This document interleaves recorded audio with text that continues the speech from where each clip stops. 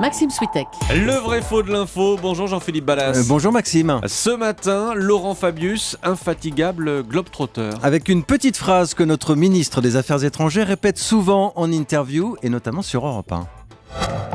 Je fais le tour de la Terre une fois par mois, donc calculé. Alors, je fais en moyenne un tour du monde par mois, affirme Laurent Fabius. Justement, vous avez fait les calculs.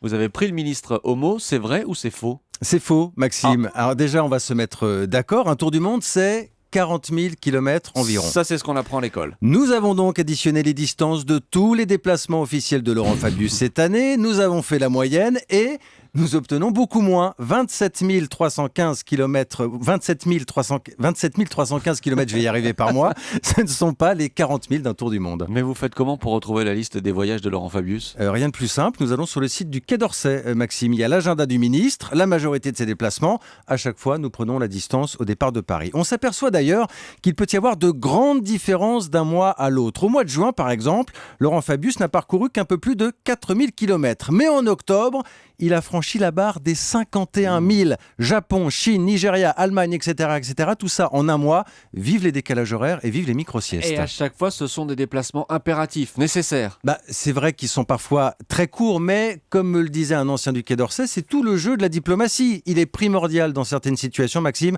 que notre ministre se déplace en personne, la poignée de main en vrai plutôt que le coup de fil, que ce soit pour débloquer une crise internationale ou simplement pour vendre l'image de la France, son tourisme, son économie, de la Bretagne à la Bourgogne, par exemple. Et sauf que ça ne fait pas forcément un tour du monde à chaque fois. Pas forcément. Encore que l'an dernier, pour être honnête, Laurent Fabius était effectivement dans cette moyenne, plus de 37 000 km par mois. C'est sans doute pour cette raison qu'il continue de parler de tour du monde, mais ça c'était avant. En même temps, vous me direz, le succès de notre diplomatie ne se mesure pas uniquement au nombre de kilomètres parcourus, c'est vrai. De toute façon, c'est bientôt la fin de l'année, Maxime. Nous remettrons les compteurs du Quai d'Orsay à zéro. Et on revérifiera en 2015. Merci beaucoup, c'était le vrai faux de l'info avec Jean-Philippe Ballas.